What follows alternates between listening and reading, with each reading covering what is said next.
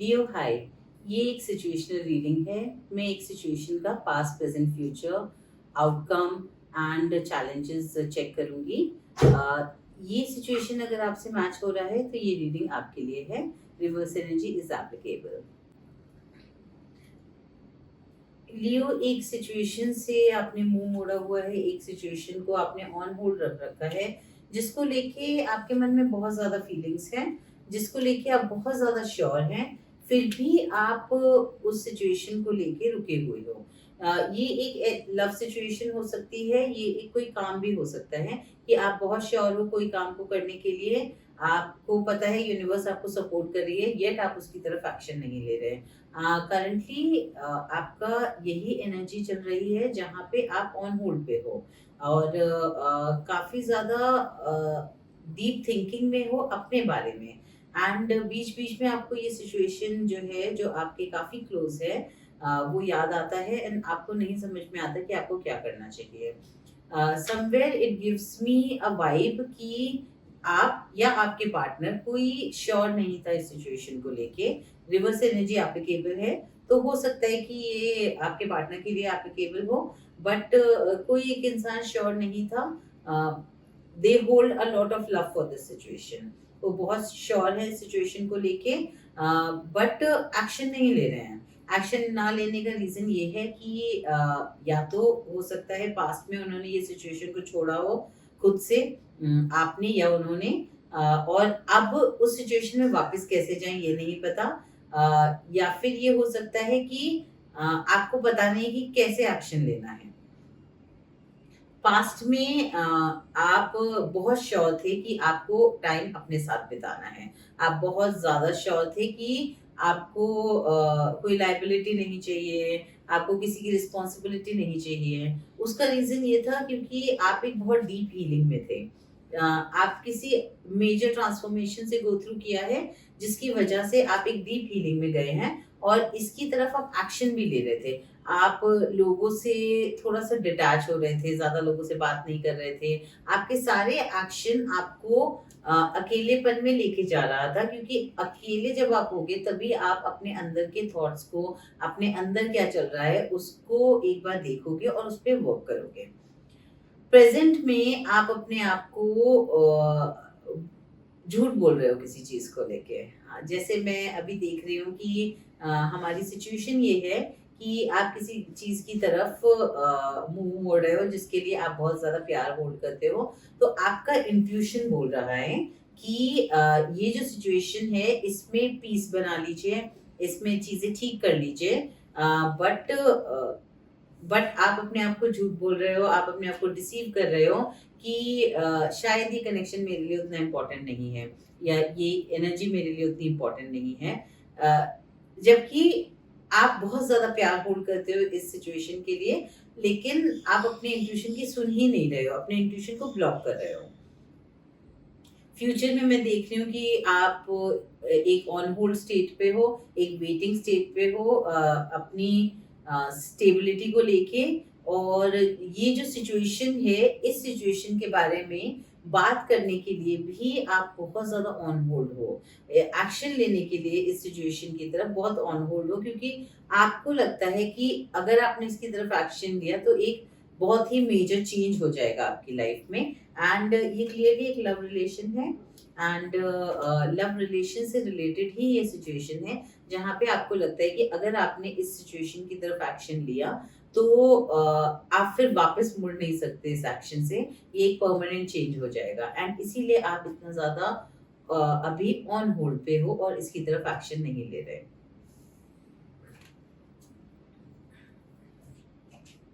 What you has turn their back on.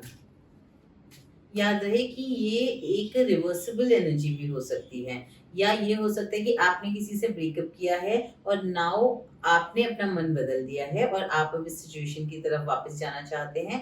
या फिर ये भी हो सकता है कि आपके पार्टनर इस सिचुएशन को छोड़ के गए हों और उन्होंने अपना मन बदल लिया है, तो ये रीडिंग उन पे एप्लीकेबल होगी। डेफिनेटली आप एक रीयूनियन चाहते हैं, बिकॉज़ आप एक और चांस चाहते हैं, बिकॉज़ इस सिचुएशन के आपकी लाइफ में जाने के बाद आप काफ़ी ज़्यादा एंग्ज़ायटी में थे और काफ़ी ज़्यादा प्रॉब्लम में थे। अगर ये आपके पार्टनर पे एप्लीकेबल है, तो आपके पार्टनर काफ़ी ज़्यादा एंग्ज़ायटी में थे और काफ़ी ज़्यादा प्रॉब्लम में थे। अ, आ ये क्लियर कट ऐसी सिचुएशन है जहाँ पे जब आपने उस पर्सन को लूज़ कर दिया, उसके बाद आपको रियलाइज़ेशन हो रहा है कि वो पर्सन आपके लिए कितना इम्पोर्टेंट है या था।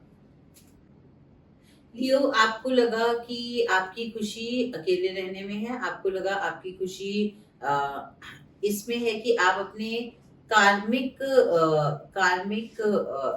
डीड्स को जस्टिस दें। हो सकता है कि आप स्पिरिचुअलिटी की तरफ जाना चाहते हो सकता है कि आप सोशल सर्विस की तरफ जाना चाहते हो एंड इस वजह से आप इस कनेक्शन को डिनाई कर रहे थे। ये भी हो सकता है कि आप अपने बाकी कार्मिक कनेक्शन के साथ जस्टिस करना चाहते थे, जैसे कि अपनी फैमिली के साथ या फिर जो भी आपकी लाइफ में इन्वॉल्व हैं रेडिली जिनको इस सिचुएशन के साथ में आने से प्रॉब्लम हो सकता है। आप अपने आप को ये रीज़न दे रहे थे कि इस वजह से आपको अकेले रहना ही बेटर है। लियो, बहुत ज़्यादा स्टैग्नेंटेशन है इस रीडिंग में। कोई किसी एक पर्टिकुलर सिचुएशन को लेके बहुत ड्रैग किया गया है, अननेसेसरी ड्रैग किया गया है बिकॉज़ क्लियर कम्युनिकेशन नहीं हो रही है। इस वक़्त आप बहुत डिसअपॉइंटेड हो एंड डिसअपॉइंटमेंट की वजह से आप अपने आप को झूठ बोल रहे हो। आपको डर है कहीं आपका हार्ट ब्रेक ना हो जाए। आपको ये डर है कि कहीं आपकी जो भी एक्सपेक्टेशन है वो टूट ना जाए। इसीलिए आप स्टैग्नेंट हो एंड इसीलिए आप बस इस रिलेशन की तरफ देख रहे हो और इस पे कोई एक्शन नहीं ले रहे हो बिकॉज़ अपने फ़ियर की वजह से जो भी सारे रीज़न आप सोसाइटी को लेके रीज़न्स या फैमिली को लेके या फिर अपना वर्क को लेके जो रीज़न्स अपने आप को दे रहे हैं, वो सिर्फ़ रीज़न हैं।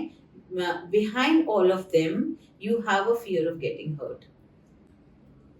लियो, आप इस बात से डरे हैं कि आप वल्नरेबल हो जाएँगे इस रिलेशनशिप में, आप को प्यार हो जाएगा। आप इस बात से डरे हैं कि आपको इस रिलेशन से प्यार हो जाएगा, आपको इस इंसान से प्यार हो जाएगा, आप वल्नरेबल हो जाएँगे, तो तो आपको हर्ट होगा। इस वजह से आप स्टैंड स्टिल पे हैं। आपको बहुत अच्छे से पता है कि इस सिचुएशन में you can fall in love with the person and सारे कार्ड्स लव के आए हैं, king of cups, two of cups, six of cups. This is definitely a soul connection and इस सोल कनेक्शन में आपको ये डर है कि ये अनहोनी ना हो जाए कि मुझे प्यार हो जाए। इट सीम्स दैट आप कमिटमेंट से भागते आए हैं, इस वजह से ये सिचुएशन आ रही है। ये आपके पार्टनर की एनर्जी भी हो सकती है बिकॉज़ ये उस इंसान के लिए है, आप या आपके पार्टनर जिसने ब्रेकअप किया है, जो ये सिचुएशन को छोड़ के गया है, उस इंसान के लिए है। आपने अपने टॉक्सिक पैटर्न की वजह से इस रिलेशन की तरफ मुंह मोड़ लिया था एंड प्यार देना बंद कर दिया था। पहले आप काफी प्यार देते थे। There were a lot of romantic moments in this relation and उसके बाद आपने उन सब से मुंह मोड़ लिया because of your toxic patterns. Now these toxic patterns can be avoidant pattern, these toxic pattern can be कि जैसे ही things got tough you wanted to run away from them. There can be a lot of toxic patterns. Because of your toxic patterns, you kind of turned your back towards love, what you were giving, and it was still at a honeymoon phase. मतलब कि आप लोग बहुत ज़्यादा साथ में involve नहीं हुए थे। It was still at a phase जहाँ पे आप पूरी तरह से एक दूसरे को नहीं जानते थे। और अगर लेकिन फिर भी ये कनेक्शन बहुत स्ट्रांग लगा था आपको because this is a soul connection for you. Leo, आप इस वक्त मैनिफेस्ट कर रहे हैं कि आप अपनी पावर में आ जाएं, मीन्स कि आपको सही आंसर पता चल जाए कि आपको क्या स्टेप लेना चाहिए बिकॉज आप काफी ज्यादा ट्रैप्ड फील कर रहे हो। एक तरफ आपको एंजाइटी हो रही है उस एनर्जी से ना कनेक्ट रहने की एंड दूसरी तरफ ये है कि अगर आपने स्टेप लिया तो आपको डर है कि कहीं प्यार ना हो जाए और वो बहुत ही ज़्यादा बहुत ही ज़्यादा अनहोनी हो जाएगी आपके हिसाब से। और इसीलिए आप बहुत ट्रैप्ड फील कर रहे हो, लेकिन ये आपका बनाया हुआ ही जेल है। आप किसी भी एक डायरेक्शन में स्टेप लीजिए, एंड जिस भी डायरेक्शन में स्टेप लेंगे there is always an option कि कल को चीजें आप अलग कर सकते हैं, बट प्रॉपर कम्युनिकेशन के साथ। अगर आप इस रिलेशन को एक और मौका नहीं देते हो, तो फिर you will always have this feeling कि मेरे हाथ से कुछ छूट गया जिसको मैं एक चांस देके देख सकता था। लेकिन अगर एक और मौका देते हो तो जरूरी नहीं है कि ये रिलेशन बिल्कुल एंड तक ही जाएगा, because feelings do change for people and you don't know what does the future hold. तो आई थिंक आपको इस रिलेशन को एक चांस देना चाहिए। Will you give this relation the chance? Yes, you will give this relation another chance, and towards commitment, towards love, beautiful energy. You hold a lot of love for this situation.